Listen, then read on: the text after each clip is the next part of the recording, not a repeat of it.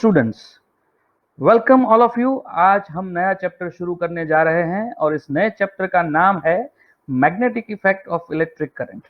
इस particular chapter में जब कोई कंडक्टर के अंदर से इलेक्ट्रिक करंट पास होता है तो उस करंट की वजह से प्रोड्यूस होने वाला मैग्नेटिक फील्ड जो होता है उसके बारे में हम इस पर्टिकुलर चैप्टर में डिस्कस करेंगे।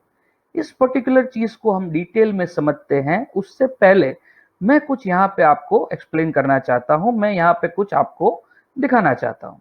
सबसे पहले यहाँ पे आप देखिए, कोई भी जगह पे जब कोई वायर में से जब करंट पास होता है तो करंट की अलग अलग टाइप की इफेक्ट्स जनरेट होती है, राइट।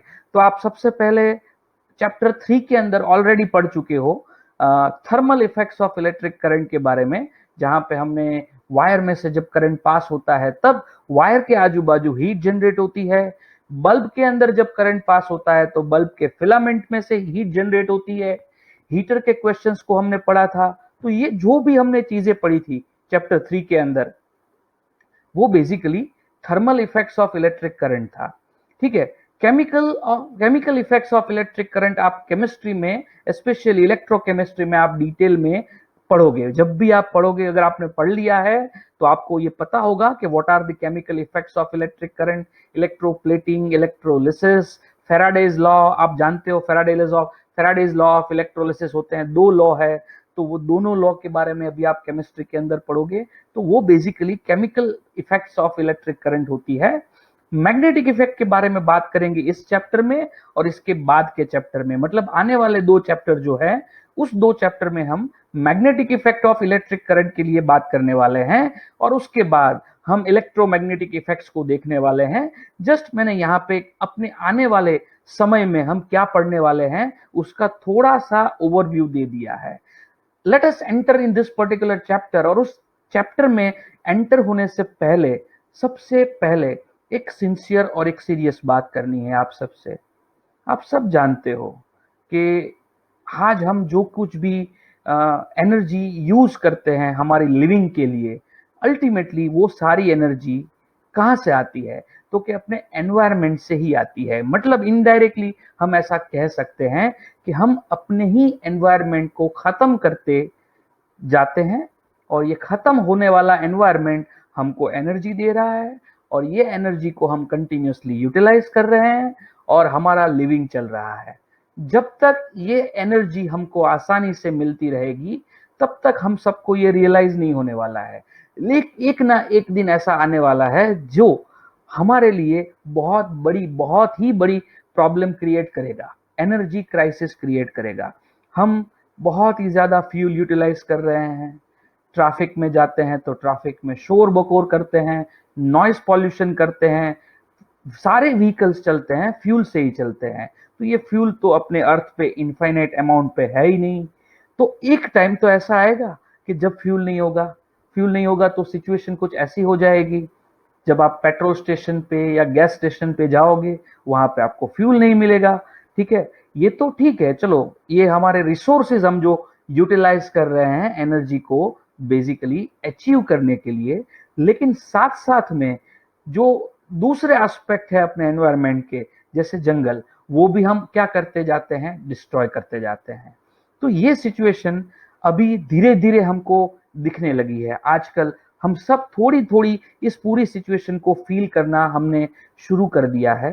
लेटर ऑन जैसे जैसे टाइम जाएगा, हमारी जनरेशन के बाद एक नेक्स्ट जनरेशन आएगी, शायद उसके बाद की जनरेशन में ये एनर्जी क्राइसिस पीक पे रहे। ये बहुत ही मुश्किल समय अपनी आने वाली जनरेशन के लिए आने वाला है। तो क्या हम ऐसे ही बैठे हुए हैं? क्या हमने कभी सोचा नहीं है इसके बारे में? तो हम जानते हैं कि दुनिया में बहुत सारे लोग हैं जो इस पर्टिकुलर मैटर पे सोचते हैं। तो ये सोचते हैं और वो मेजॉरिटी लोग क्या करते हैं, प्रोटेस्ट करते हैं, एनवायरनमेंट बचाओ वाली बात करते हैं। लेकिन आजकल हमको ये सारी बातें प्रैक्टिकल नहीं लगती, क्योंकि हमारी जो एनर्जी की रिक्वायरमेंट है वो है, हम उसके बिना कुछ नहीं कर सकते। तो जब तक ये सारी चीजें हमारी खाली नहीं हो जाती तब तक तो हम क्या करेंगे, इस नेचर को, इस एनवायरनमेंट को, इस एनर्जी के रिसोर्सेस को कंज्यूम करते रहेंगे और अल्टीमेटली एक दिन उसको खाली कर देंगे। जब ये सिचुएशन आएगी तब क्या होगा? तो अर्थ पे सबसे बड़ी एनर्जी क्राइसिस क्रिएट हो जाएगी। तो ये एनर्जी क्राइसिस से बचने का कोई तरीका है?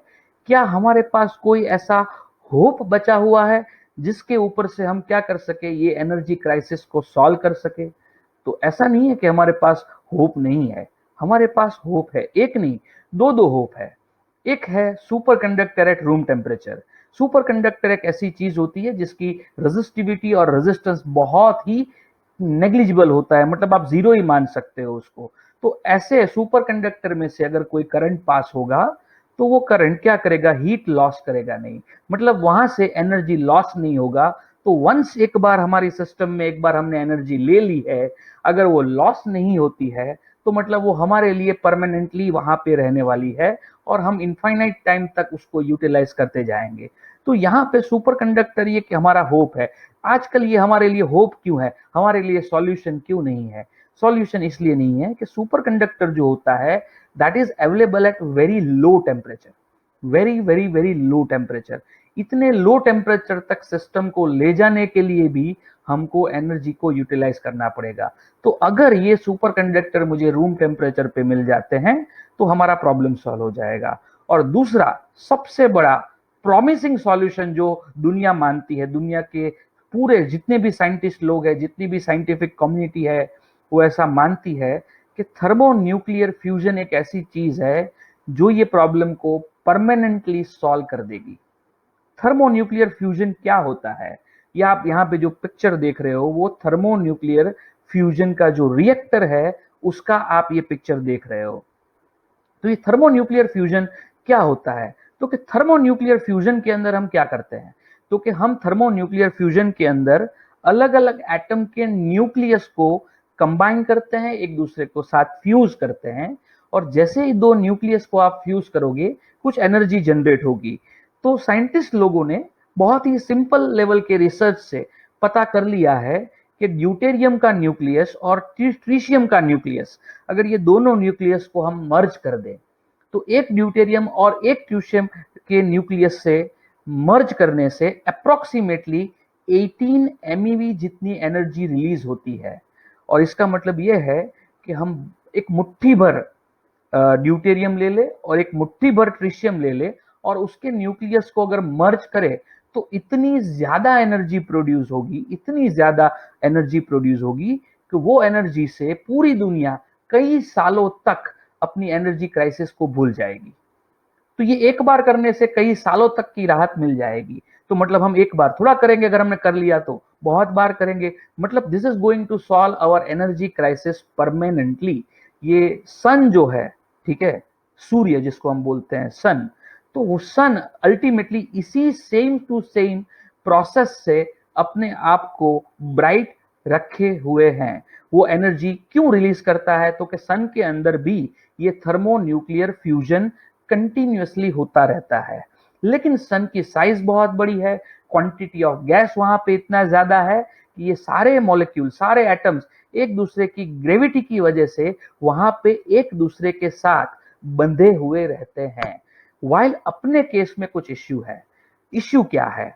तो ये रिसर्च से ये पता चला है कि जब आप ये दो अलग अलग न्यूक्लियाई को फ्यूज करके एनर्जी को प्रोड्यूस करना चाहते हो तो ये एनर्जी को प्रोड्यूस करने के लिए ये फ्यूजन की जो प्रोसेस आपको करनी पड़ेगी वो प्रोसेस करनी पड़ेगी प्लाज्मा के मीडियम के अंदर।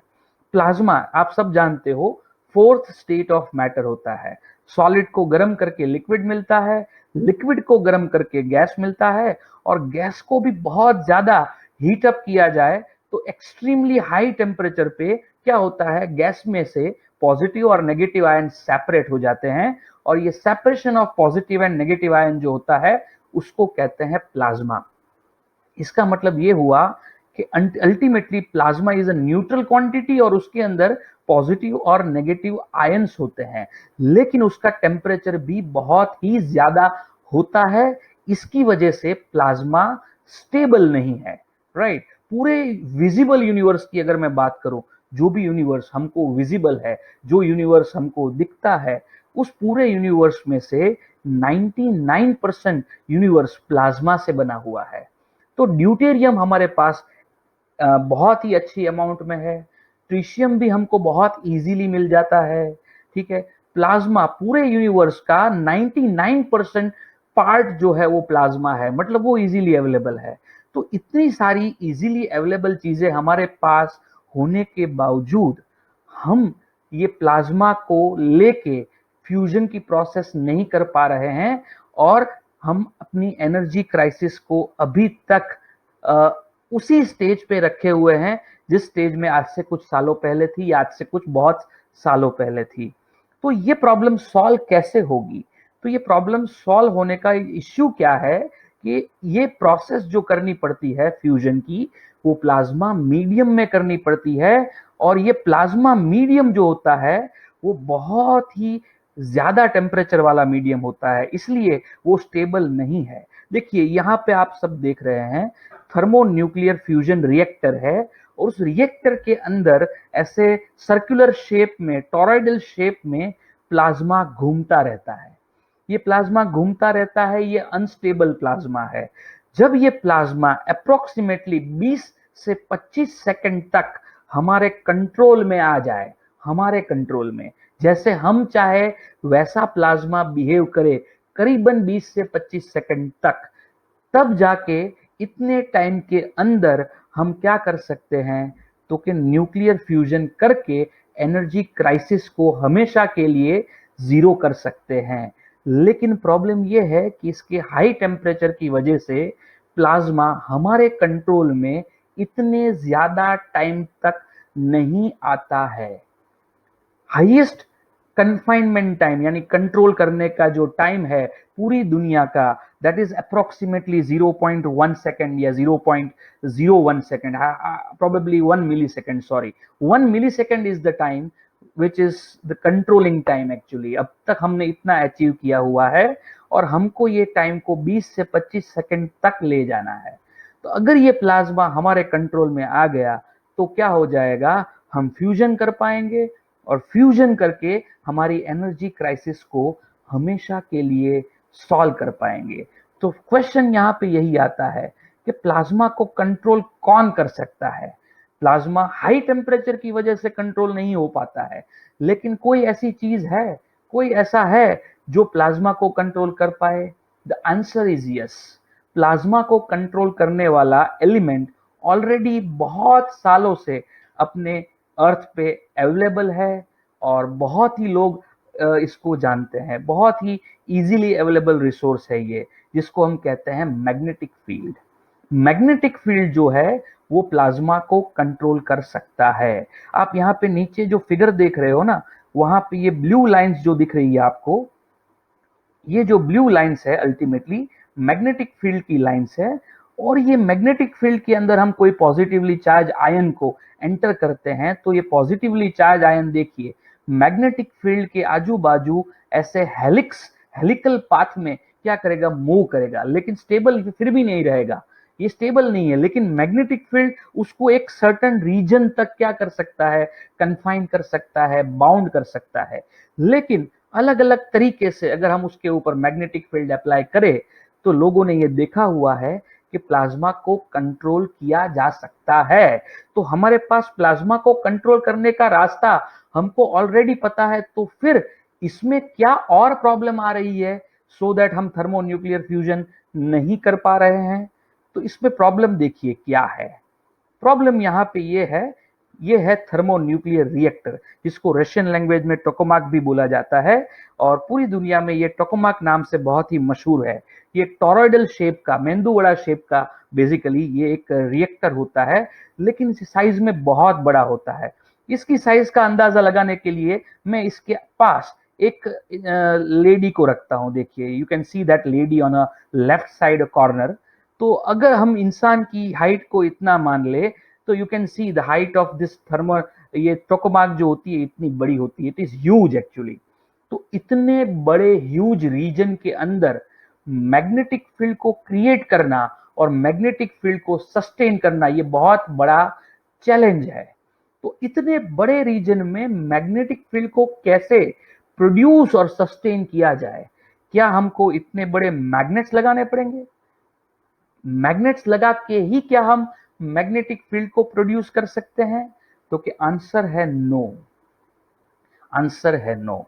इतने बड़े रीजन में अगर हमको मैग्नेटिक फील्ड को प्रोड्यूस करना है, तो इस मैग्नेटिक फील्ड को प्रोड्यूस करने के लिए हमारे पास बहुत ही अच्छा टूल है जिसको कहते हैं electric current. Electric current will come to help here, it will generate what? Magnetic field. तो ये कैसे पता चला दुनिया को कि इलेक्ट्रिक करंट की वजह से मैग्नेटिक फील्ड प्रोड्यूस होता है? तो ये डिस्कवरी जो हुई थी वो बहुत ही एक्सीडेंटली होने वाली डिस्कवरी में से एक डिस्कवरी है। ठीक है, आप सबने नाम सुना होगा ऑरस्टाड का। ऑरस्टाड एक बेसिकली टीचर था। वो एक डेमोस्ट्रेटिव एक्सपेरिमेंट कर रहा था अपने स्टूडेंट्स के लिए, उनको डेमोस्ट्रेशन दिखाने के लिए। और उसके डेमोस्ट्रेटिव एक्सपेरिमेंट के अंदर उसको सडनली ऑब्जर्वेशन हुआ कि जैसे ही अगर कोई वायर में से करंट पास होता है, तो उस करंट की वजह से उस वायर के आसपास रखी हुई एक मैग्नेटिक नीडल जो है उसमें डिफ्लेक्शन दिखाई देता है। आपको थोड़ा बहुत लग रहा होगा कि एग्जैक्टली ये सर क्या बोल रहे हैं। तो आइए इस पर्टिकुलर चीज को देखते हैं। मैं बताता हूं, ये जो डिस्कवरी है, इस डिस्कवरी ने पूरी दुनिया को हिला के रख दिया। इस डिस्कवरी से पहले दुनिया में लोग ऐसा मानते थे कि मैग्नेटिज्म और इलेक्ट्रिसिटी ये दोनों अलग अलग चीजें हैं, दोनों का एक दूसरे के साथ कोई रिलेशन नहीं है। लेकिन जैसे ही ऑस्ट्राड ने अपना ऑब्जर्वेशन किया, उस ऑब्जर्वेशन के बाद दुनिया को पता चल चुका कि इलेक्ट्रिसिटी और मैग्नेटिज्म वो दोनों एक दूसरे के साथ इंटरकनेक्टेड है। एक का रीजन दूसरा या दूसरे का रीजन पहला हो सकता है क्या नहीं है उसके बारे में बाद में बात करेंगे। लेकिन ऐसा तो ऑब्जर्वेशन क्या था, ऐसा ऑस्ट्राड का एक्सपेरिमेंट क्या था, आइए उसको देखते हैं। This is a demonstration of famous Oersted's experiment, which for the first time established connection between electricity and magnetism. Until 1820, electricity and magnetism were considered completely independent branches of science. Oersted for the first time took the world by surprise with his famous discovery that magnetism and electricity are not different but have a deep connection among them. In this video, we are going to demonstrate the same, that is, moving charges or electric current produce magnetic field, and we'll also verify the fact that direction of magnetic field is perpendicular to the direction of current flow. To begin with, we have a magnetic compass and magnetic copper wire, which is nothing but insulated copper wire. Now let's place copper wire over the compass along the direction of the needle. Now we'll pass current through the copper wire with the help of a battery. As you can see in this scenario, the current will be flowing from left to right direction. And there it goes. This is the historical discovery we were talking about. The moment current passes through the wire, the magnetic needle deflects, which clearly indicates current through the wire produces magnetic field. That is the reason this magnetic needle is getting deflected. Can you see that? Deflection of the needle is perpendicular to the direction of current flow.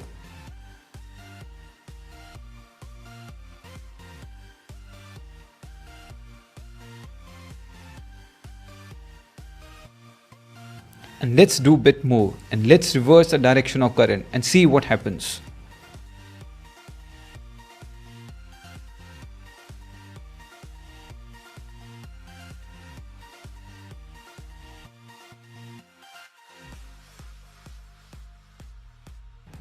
Now the current will be flowing from right to left direction. And see the deflection of the needle. Can you see it?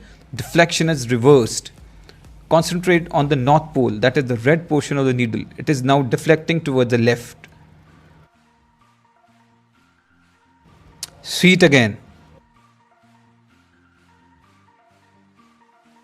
Now let's keep the compass over the wire and see the deflection.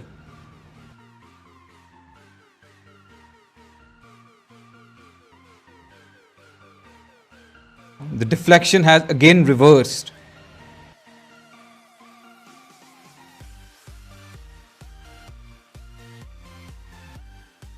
With this simple experiment, Oersted for the first time established that the source of magnetic field is nothing but moving charges or electric current.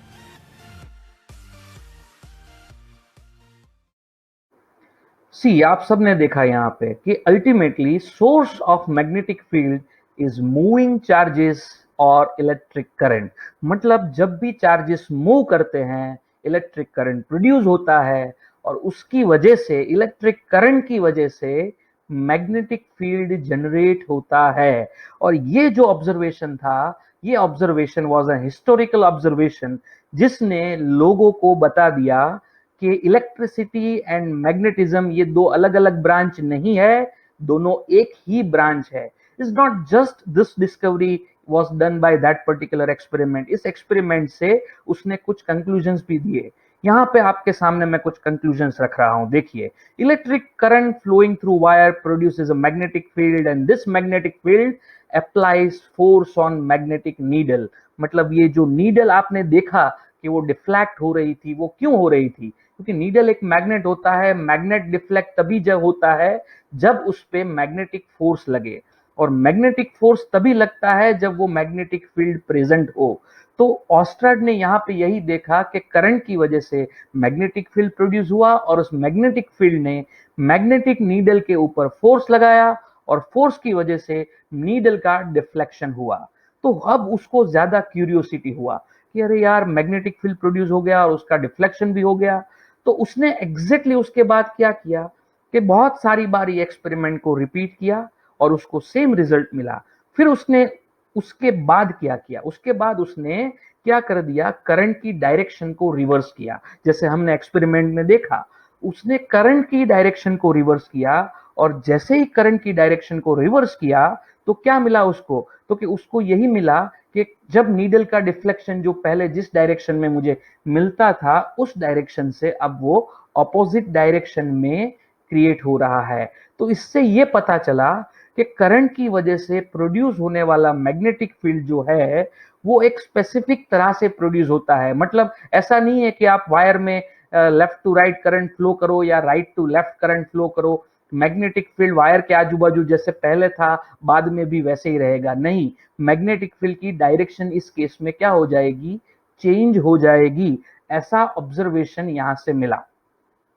Apart from them उसने क्या किया कि magnetic field intensity को current के साथ check करने के लिए उसने करंट की वैल्यू बढ़ा दी। ठीक है, जैसे ही उसने करंट की वैल्यू बढ़ा दी तो व्हाट ही ऑब्जर्व कि डिफ्लेक्शन जो हो रहा था वो ज्यादा होने लगा। मतलब ज्यादा फोर्स लग रहा होगा मैग्नेटिक नीडल पे। अब ज्यादा फोर्स लग रहा होगा उसका मतलब ये हुआ कि ज्यादा मैग्नेटिक फील्ड प्रोड्यूस हुआ होगा। इसका मतलब यहां से उसने ये पता किया कि ज्यादा करंट तो ज्यादा मैग्नेटिक फील्ड, कम करंट तो कम मैग्नेटिक फील्ड। और उसने एस्टेब्लिश किया कि मैग्नेटिक फील्ड जो होता है वो करंट के डायरेक्ट प्रपोर्शन में होता है। अपार्ट फ्रॉम दैट उसने फिर क्या किया, उसने जो वायर था, करंट कैरिंग वायर था, वो पर्टिकुलर वायर को मैग्नेटिक नीडल से बेसिकली उसने दूर ले गया। जैसे ही उस वायर को दूर ले गया और वायर में करंट उसने फ्लो किया, तब देखने को क्या मिला कि जो नीडल होती थी वो डिफ्लेक्ट तो होती थी, लेकिन पहले जितना स्ट्रॉन्ग डिफ्लेक्शन मिलता था, जितना ज्यादा डिफ्लेक्शन मिलता था, अब वो डिफ्लेक्शन उतना ज्यादा नहीं मिलता है। और ज्यादा डिफ्लेक्शन नहीं मिलता है इसका मतलब ये हुआ कि अगर वायर को दूर ले जाते हैं तो मतलब ये हुआ कि अगर मैग्नेट से करंट वायर को दूर ले जाओगे, आर को बढ़ा दोगे, डिस्टेंस को बढ़ा दोगे, तो डिस्टेंस के बढ़ने से प्रोड्यूस होने वाला मैग्नेटिक फील्ड जो है उसकी जो इफेक्ट है वो क्या हो जाएगी, कम हो जाएगी। मतलब मैग्नेटिक फील्ड डिक्रीज होता है as distance is increasing. Actually ऐसा रिजल्ट उसने अपने एक्सपेरिमेंट में देखा और उसकी वजह से वो कह पाया कि वायर के लिए B is proportional to 1/R।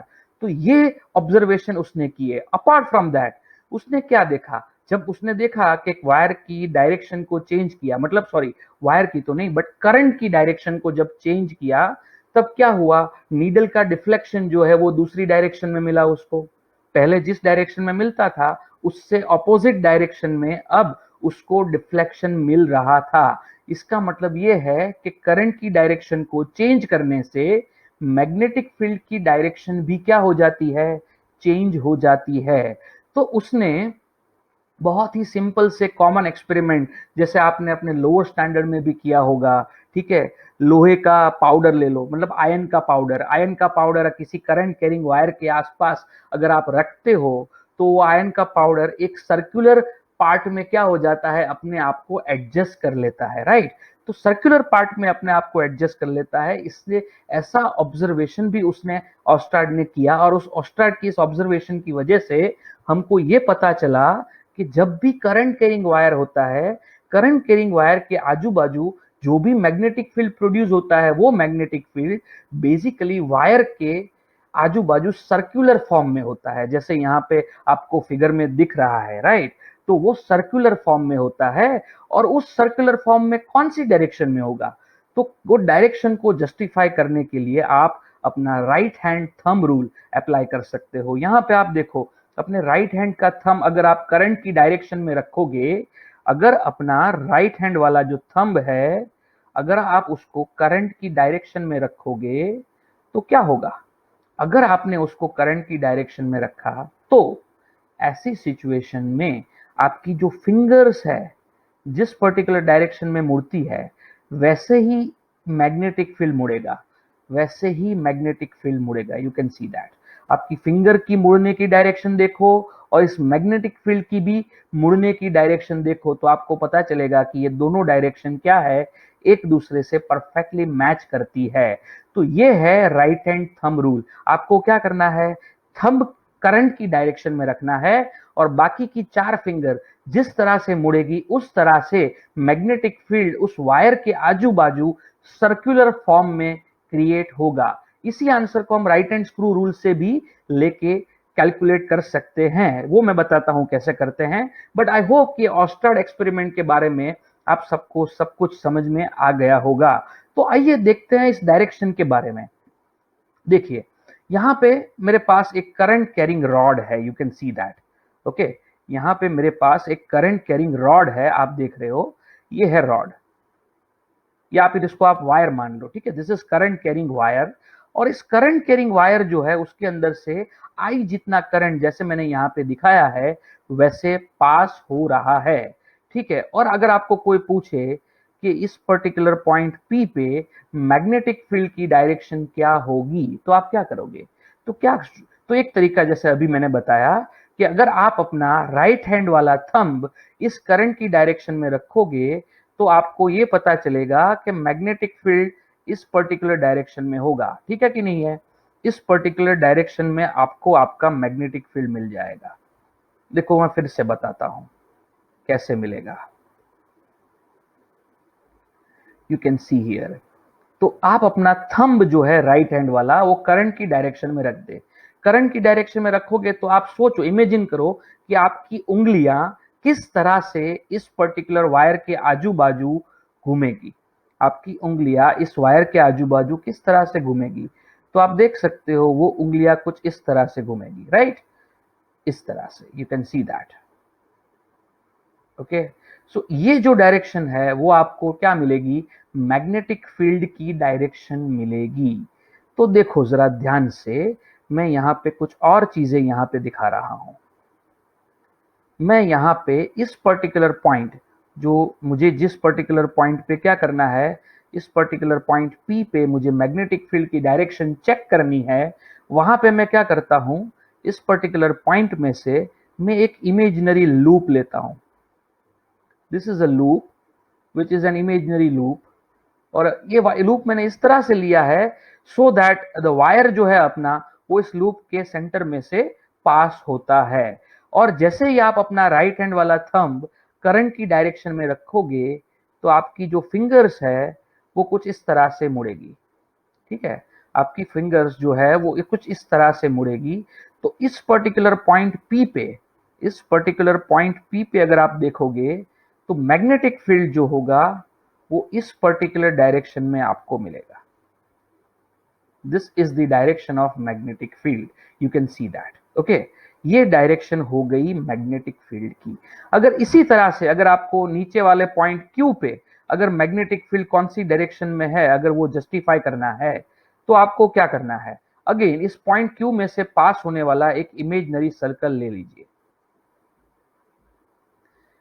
इस पॉइंट क्यू में से पास होने वाला एक इमेजिनरी सर्कल ले लीजिए। अब आप सोचिए कि करंट की जो डायरेक्शन है उस डायरेक्शन में आपने क्या किया हुआ है, आपका अंगूठा रखा हुआ है, तो डेफिनेटली आपकी फिंगर्स जो है वो कुछ इस डायरेक्शन में मुड़ेगी, जिस डायरेक्शन में मैं अभी यहाँ पे एरो करके दिखा रहा हूं, यू कैन सी दैट।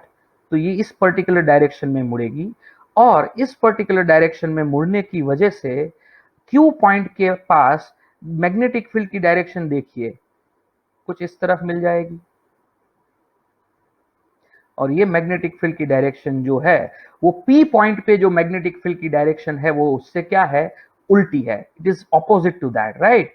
तो देखिए वायर के ऊपर और वायर के नीचे मैग्नेटिक फील्ड की जो डायरेक्शन है वो आपको क्या मिलती है, ऑपोजिट मिलती है। अगर आपने ऑस्ट्राड के एक्सपेरिमेंट को ध्यान से देखा होगा तो लास्ट चीज उसने क्या किया, वहां पे एक्सपेरिमेंट में क्या शो किया गया था कि उसने वो मैग्नेटिक कंपास के नीचे जब वायर रखा तब क्या हुआ था, डिफ्लेक्शन की डायरेक्शन क्या हो चुकी थी, रिवर्स्ड हो चुकी थी। वो क्यों हो चुका था, आई होप आपको समझ में आ गया होगा, राइट। अब इसी पर्टिकुलर सिचुएशन में अगर मुझे कोई बोले कि नहीं मुझे थंब रूल यूज नहीं करना है, मुझे right hand screw rule use करना है और राइट हैंड स्क्रू रूल को यूज करके मुझे मैग्नेटिक फील्ड की डायरेक्शन निकालनी है, तो कैसे निकाली जाए, तो उसका कोई तरीका है, तो उसके लिए देखिए उसका भी तरीका हम यहाँ पे बताते हैं। Now you can see the situation again. आपको क्या करना है, उस तरीके से आपको जिस पर्टिकुलर पॉइंट पे मैग्नेटिक फील्ड की डायरेक्शन फाइंड करनी है उस पर्टिकुलर पॉइंट का एक पोजीशन वेक्टर ले लो। कहां से लेना है, तो कि आपको वायर से लेना है। So you can just say ये जो मैंने ड्रॉ किया वेक्टर यहाँ पे, you can just see this, ये जो वेक्टर है हमारा वो पोजीशन वेक्टर हो गया, राइट। नीचे से लेके ऊपर तक you can see this is the position vector, okay, this is the position vector. हमने यहाँ पे वो पोजीशन वेक्टर देख लिया। अब ये पोजीशन वेक्टर यहाँ पे आपके सामने है, you can see this clearly, right.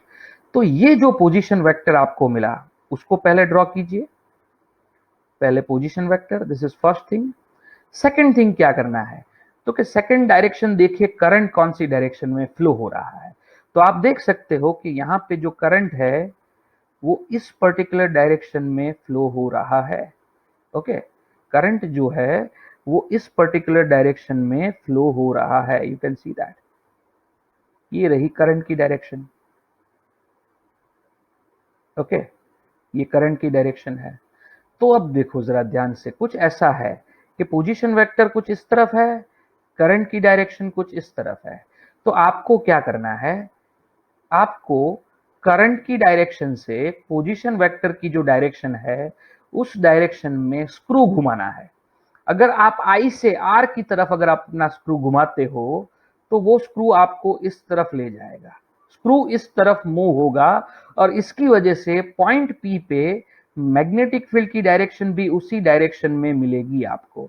सो ये दूसरा तरीका हुआ, ये दूसरा तरीका हुआ, राइट हैंड स्क्रू को आप यूज करके मैग्नेटिक फील्ड की डायरेक्शन निकाल सकते हो। पहले वाले तरीके में हमने क्या किया था, एक लूप लिया था, इस लूप के अंदर फिर क्या किया था, तो कि भाई हमारी फिंगर्स जिस डायरेक्शन में मुड़ती थी उस डायरेक्शन में हमने एरो किया था और इस पर्टिकुलर पॉइंट पे हमने क्या बना दिया था, टेंजेंट बना दिया था।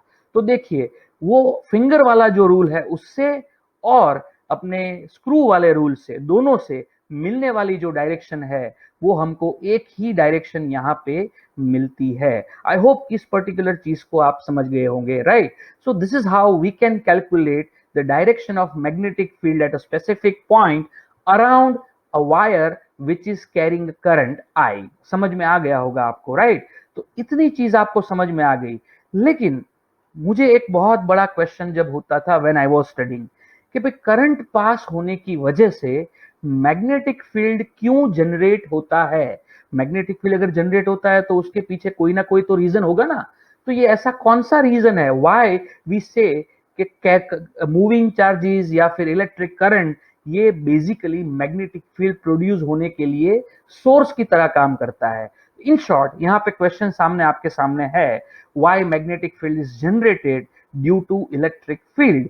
तो आइए इसको समझते हैं। इसको समझने के लिए पहले मैं ये बता दूं, ये आंसर इतना सीधा नहीं है।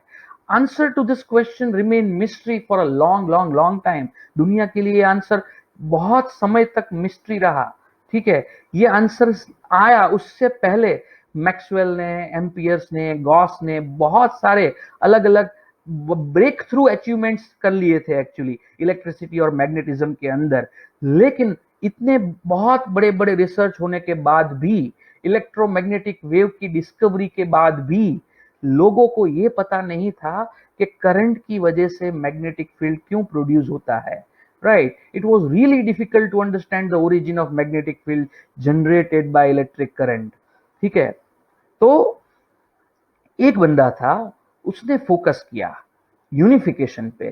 जो ऑस्ट्राड ने बोला था कि इलेक्ट्रिसिटी और मैग्नेटिज्म अलग अलग चीजें नहीं है, इलेक्ट्रिसिटी से मैग्नेटिक फील्ड क्रिएट कर सकते हो, वैसे ही कुछ मैग्नेटिक फील्ड से इलेक्ट्रिसिटी क्रिएट होनी चाहिए।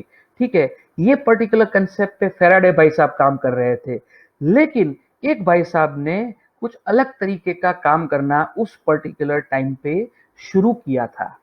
उसने एक बहुत ही फेमस थियरी दी और उस फेमस थियरी के बहुत अलग अलग एस्पेक्ट्स थे। उसमें से एक एस्पेक्ट जो था, उस एस्पेक्ट ने इस पर्टिकुलर मिस्ट्री को क्या कर दिया, सॉल्व कर दिया। एनी गेस ये कौन हो सकता है उसकी फेमस थियरी? डेफिनेटली ये गेस इतना मुश्किल नहीं होना चाहिए आप सबके लिए। मैं डेफिनेटली यहाँ पे उसको रिवील कर देता हूँ, and that is very very very very obvious guess कि आइंस्टाइन भाई साहब ने स्पेशल थियरी ऑफ रिलेटिविटी 1905 में पब्लिश किया और उस थियरी में लेंथ कॉन्ट्रैक्शन के बारे में बात की। और ये लेंथ कॉन्ट्रैक्शन वाला जो कंसेप्ट है, वो कंसेप्ट कहीं ना कहीं यहाँ पे मैग्नेटिक फील्ड के ओरिजिन से कनेक्टेड था। ऑल्दो आइंस्टाइन ने इसका डायरेक्ट एक्सप्लेनेशन कभी नहीं दिया, लेकिन इस थियरी के ऊपर से ही हम इस पर्टिकुलर चीज को जान पाए कि जब करंट पास होता है तब मैग्नेटिक फील्ड कैसे जनरेट होता है। आइए समझते हैं इसको। Only a few elements can be permanent magnets. Iron is one. Copper is not. But if you pass an electric current through any metal, it becomes a magnet. An electromagnet. But how does this work? Well, strangely enough, it's a consequence of special relativity. Special relativity is the fact that in our universe, length and time aren't absolute. They're perceived differently by observers moving relative to each other, hence relativity. For example, if you measure carefully enough, you'll find that time passes slower for observers moving relative to you. Hey Derek, when did you last shave? 6 hours ago. Actually, it was 5 hours, 59 minutes, and 59.99999999999 seconds. And moving objects are also contracted in their direction of motion. You're looking slim, only in your frame of reference. So when an object is moving relative to you, it actually takes up less space than when it's not moving. And even though this effect is obviously way tinier than we've shown, length contraction is what makes an electromagnet work. Picture a copper wire. It consists of positive metal ions swimming in a sea of free negative electrons. Now the number of protons is equal to the number of negative electrons, so overall the wire is neutral. So if there were a positive charge or positively charged cat nearby, it would experience no force from the wire at all. And even if there were a current in the wire, the electrons would just be drifting in one direction, but the density of positive and negative charges would still be the same, and so the wire would be neutral, so no force on the kitty. But what if the cat starts moving? Imagine for simplicity that the cat is moving in the same direction as the electrons with the same velocity. Well now, in my frame of reference, the wire is still neutral, and so there should be no force on the cat. But consider the same situation in her frame of reference. In the cat's frame of reference, the positive charges in the wire are moving, so according to special relativity, their separation will be ever so slightly contracted. Also, from this perspective, the electrons aren't moving, so they'll be more spread out than before. Remember, objects take up more space when they're not moving than when they are. These two changes together mean there's a higher density of positive charges in the wire, so it's no longer neutral, it's positively charged, which means that the positively charged cat will feel a repulsive electric force from the wire. But in my frame of reference, this seems mysterious. There's no force on a stationary charged cat, but a moving cat is somehow repelled from this neutral wire. How do you account for that force? Well, we say it is the magnetic force. And that's mainly because a wire with current in it deflects nearby magnets. So really what this experiment shows is that a magnetic field is just an electric field viewed from a different frame of reference. In the cat's frame of reference, it is repelled from the wire due to the electric field created by the excess positive charges produced by the effects of length contraction. In my frame of reference, the cat is repelled from a neutral wire due to the magnetic field created by the current flowing in the wire. So whether you see it as an electric or a magnetic field just depends on your frame of reference, but in either case, the results are the same. So an electromagnet is an everyday example of special relativity in action. Now that might seem crazy since electrons drift through wires at about 0.00000000001% the speed of light. So how can special relativity have anything to do with it?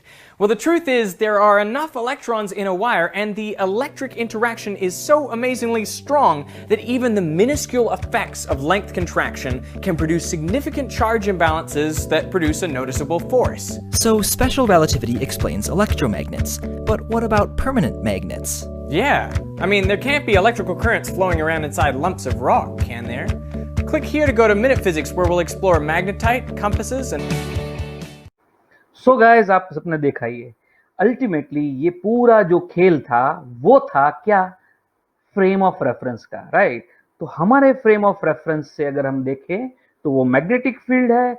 अगर moving object के reference frame से अगर हम देखें तो वो basically electric field है। तो अल्टीमेटली यहाँ पे electric field and magnetic field एक दूसरे के साथ डायरेक्टली कनेक्टेड है। यहाँ पे ये जो मिस्ट्री है वो आइंस्टाइन भाई साहब की स्पेशल थियरी ऑफ रिलेटिविटी से ये सॉल्व हुई और उसकी वजह से मैग्नेटिक फोर्सेस के बारे में भी बहुत अच्छे आइडियाज लोगों को मिले। ऑल्दो ये मैग्नेटिक फोर्सेस के बारे में लोगों ने इस पर्टिकुलर थियरी से बहुत पहले डिस्कवरी कर चुके थे लोग और उसके बारे में जान चुके थे। तो ये मैग्नेटिक फोर्सेस होते क्या है? तो magnetic field apply force on a charge as well as it apply force on a current carrying wire। ठीक है, चार्ज पे भी अप्लाई होता है मैग्नेटिक फील्ड और करंट कैरिंग वायर पे भी अप्लाई होता है। तो on the basis of lot of experiment and N analysis of the amperes work, ampere ने बहुत अच्छा वर्क किया था उसके ऊपर से और अलग अलग बहुत सारे एक्सपेरिमेंट के ऊपर से लॉरेंट्ज ने कंक्लूजन पाया था और उसने एक फॉर्मूला दिया था जिस फॉर्मूला से हम कोई भी चार्ज के ऊपर लगने वाला मैग्नेटिक फोर्स कितना होगा वो हम कैलकुलेट कर सकते हैं। लेकिन इस फोर्स के बारे में आज बात नहीं करेंगे, बात करेंगे नेक्स्ट लेक्चर में। आई होप आज के लेक्चर में आपको सब कुछ समझ में आ गया है। इस पर्टिकुलर चीज को अगर फिर से देखना चाहो तो देख लेना, अच्छी तरह से समझ लेना और मिलेंगे नेक्स्ट पर्टिकुलर लेक्चर में। Bye bye, good day.